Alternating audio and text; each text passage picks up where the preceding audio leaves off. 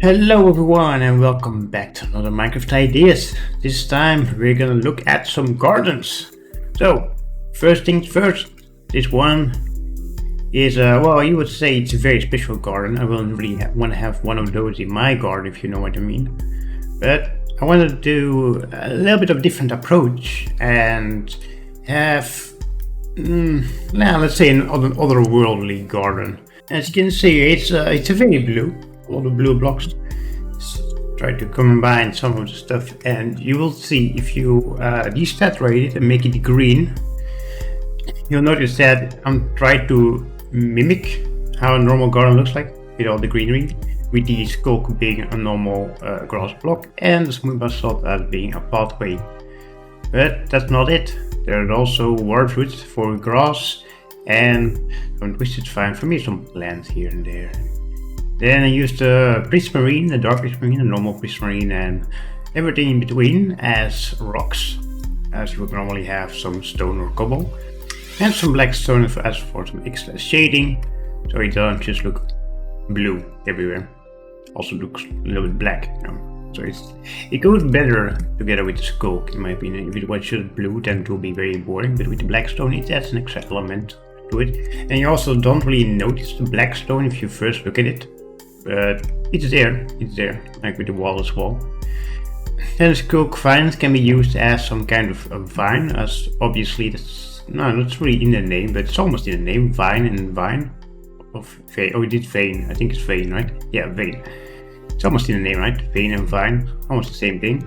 So we could use that as vines. And then what else do we have? We got a tree, we got the warped stem as the log, and the warped block as a leaf.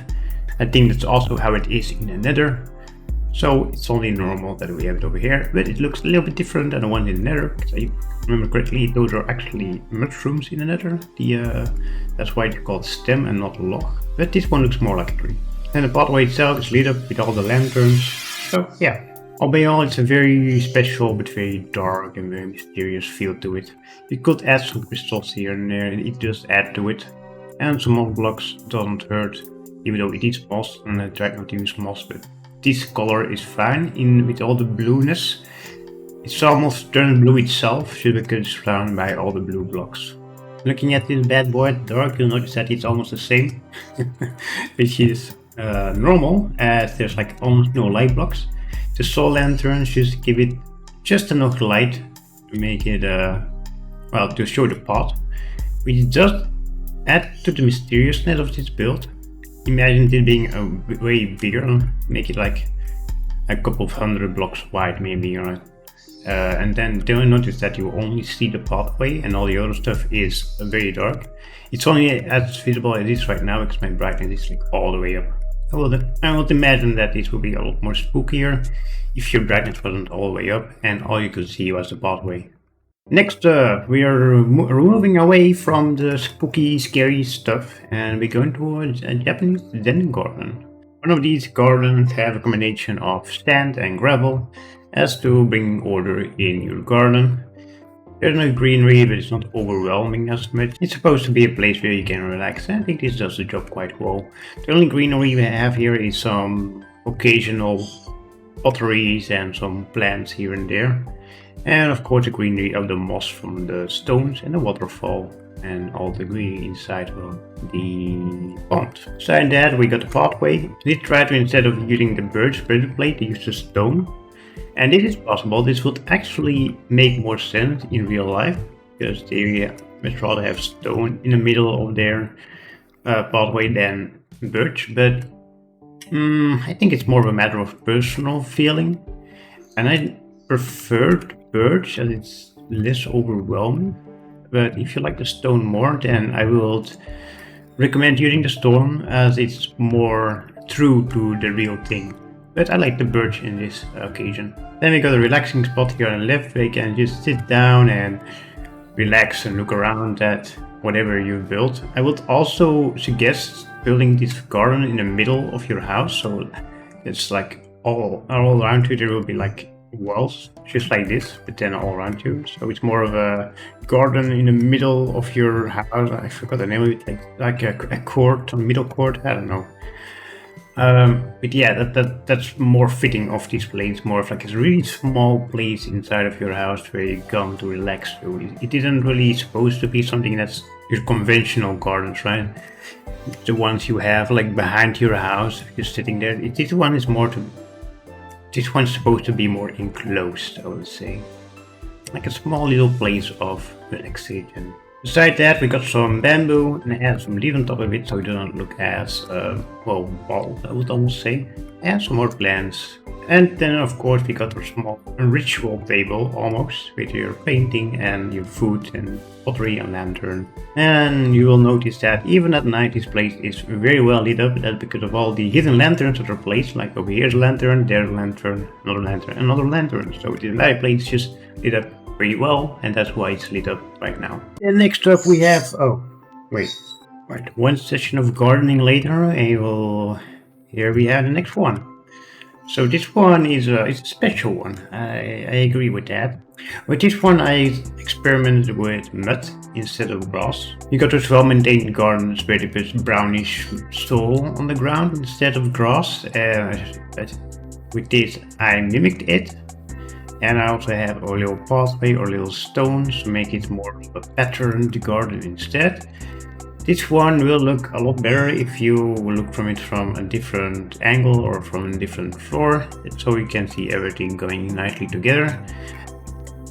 Which you do have. You have those kind of gardens where they're supposed to be looked at from maybe a little bit more different level, maybe like something around here. As you can then see the pattern in the garden, and it all comes nicely together. From the ground floor it may look a little bit off, it may look a little bit chaotic, but that's also because I decided to use different kind of greenery with all the different bushes and all the different flowers. But what you could do is you could have a beautiful pattern of maybe tulps or maybe of the cornflower. You can have like one specific flower that you really love and have like a beautiful circle that goes around, and that's also something you can do with this thing. But I decided to go more the variant amount of greenery, and maybe it's not the best option, but it does work in my opinion, even though it looks a little bit chaotic, but that's fine, right? There's some things that are meant to be experimented with, and I think these are one of them. For one, I didn't really know you could use mud and the mangrove mud with the mangrove roots as a soil for your plants.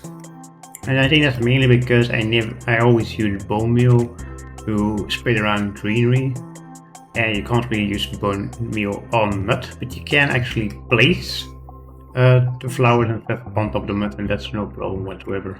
Just make sure you use a string on top of your sapling, or else you will have the same thing that I had at the beginning. And looking at it as midnight, well, there's no light, so it is very dark.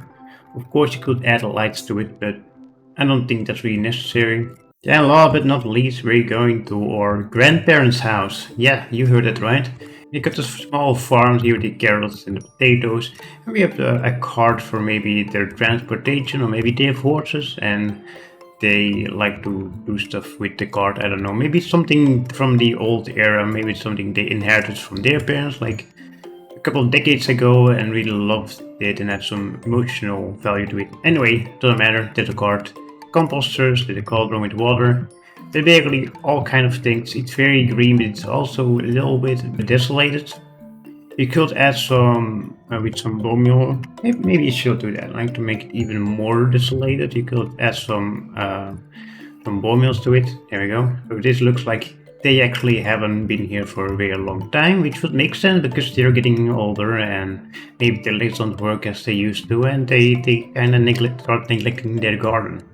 Anyway, that's way too much explanation to something for just a simple garden, of course.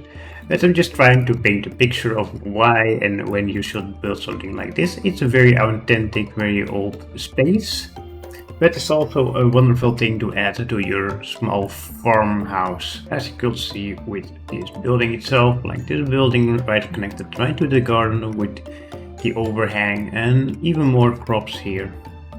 This is probably one of the things that I myself would also build in my survival world, as it's just so charming. It's very odd. It feels so nostalgic, but it's still very charming, and I do kind of like the looks of it. Also, this is not a real house. It's just like, yeah. Anyway, looking at this bad boy at night, you'll notice that it's fairly well lit up because of all the lanterns we got over here. And of course, the glow bears that help a lot as well. But yeah, it's like nothing really can do wrong with this build. There you have it, another 4 builds that might or might not inspire you in your next survival world. But I hope you enjoyed it nonetheless, and I'll see you guys in the next one. Goodbye.